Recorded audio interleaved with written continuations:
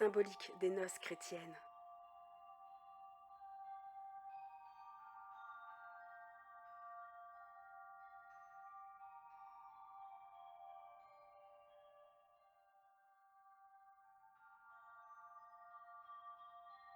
Dans le mariage chrétien, rien n'est laissé au hasard.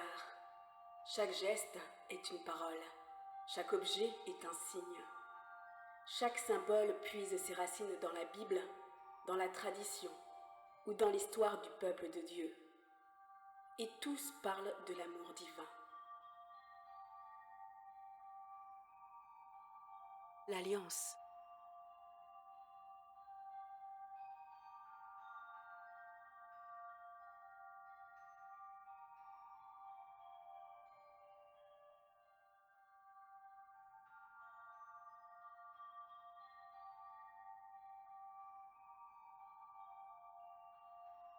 Les anneaux remontent à l'Antiquité.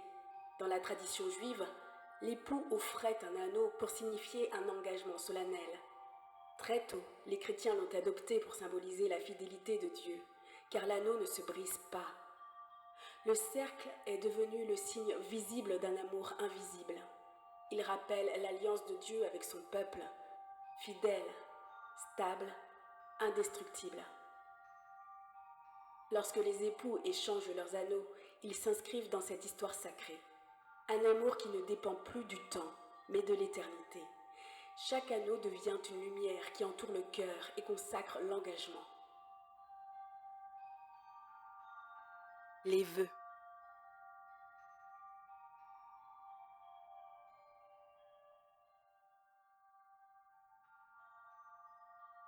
Dans la Bible, la parole a un pouvoir créateur. Dieu crée par la parole. Jésus guérit par la parole.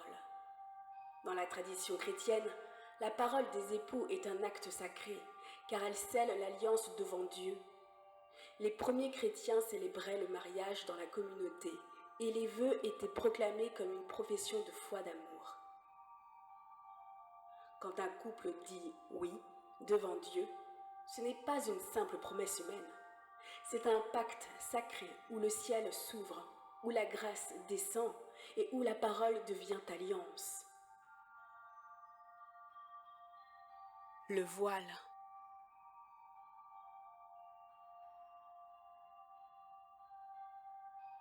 Le voile est ancien. Dans la tradition juive, la mariée était voilée pour signifier la pudeur et la dignité. Dans les premiers siècles chrétiens, le voile symbolisait aussi la présence de Dieu qui enveloppe et protège. Il représentait la nouvelle intimité qui commence dans le mariage, un espace sacré où deux âmes se rencontrent. Le voile n'est pas une barrière, c'est une invitation au respect, au mystère et à la profondeur. Il rappelle que l'amour se révèle avec douceur, vérité et délicatesse. La robe blanche.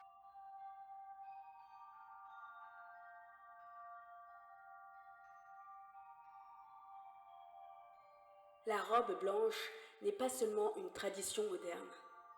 Dès les premiers temps de l'Église, le blanc était la couleur des baptisés. On portait le blanc pour symboliser la vie nouvelle en Christ. Au Moyen Âge, la robe blanche de la mariée devient le signe visible de la pureté du cœur, de la joie et de la lumière divine. Ainsi, la robe blanche n'est pas seulement une couleur, elle est un vêtement spirituel. Elle annonce que l'amour qui naît est éclairé par Dieu et que l'union devient un sanctuaire de paix. Les couronnes.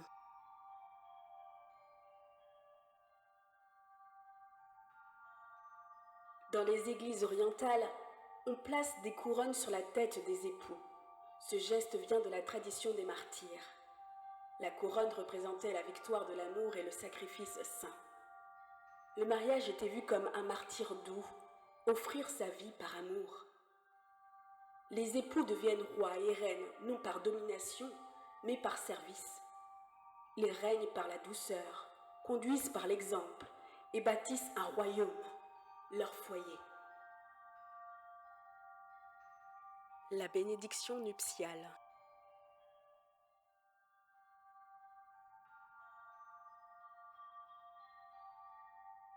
Depuis les premiers siècles, le prêtre étend les mains sur les époux.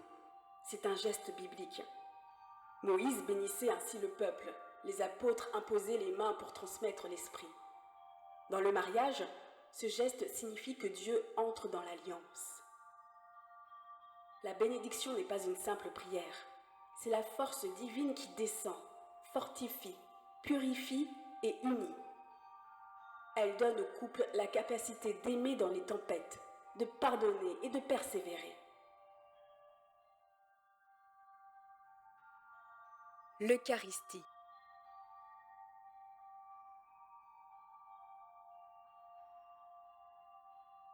Les premiers mariages chrétiens se célébraient au cours de l'Eucharistie, car l'Église comprend que le Christ est la source de tout amour véritable.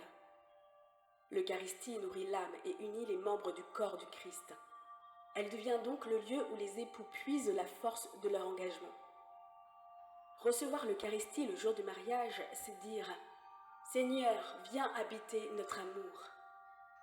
C'est s'unir non seulement l'un à l'autre, mais à Dieu lui-même.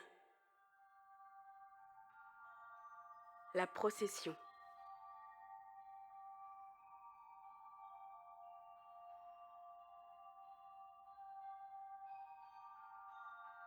Marcher vers l'autel vient de la tradition juive. On avançait pour rencontrer Dieu. Dans les premiers temps chrétiens, la procession symbolisait le pèlerinage de la vie, le chemin vers le Christ. Aujourd'hui encore, la marche de la mariée ou des époux signifie « nous avançons vers une vocation ».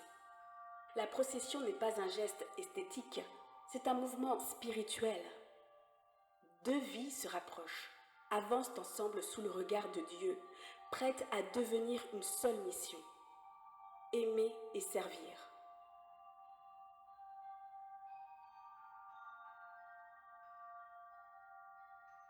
La symbolique des noces chrétiennes.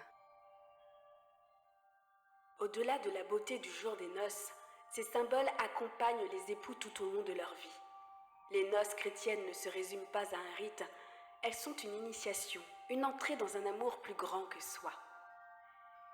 Ils ne sont pas faits pour être oubliés, mais pour être vécus dans les choix, dans les gestes, dans les jours lumineux comme dans les jours difficiles. Les symboles qui les entourent sont des portes, et ils ouvrent vers Dieu, vers l'autre, vers la vocation du couple. Chaque symbole, s'il est accueilli avec foi, devient un soutien, une lumière, une aide pour aimer avec vérité et fidélité. Et sur ce chemin, les époux découvrent peu à peu que leur amour est appelé non seulement à durer, mais à rayonner, à témoigner, à devenir une source de vie.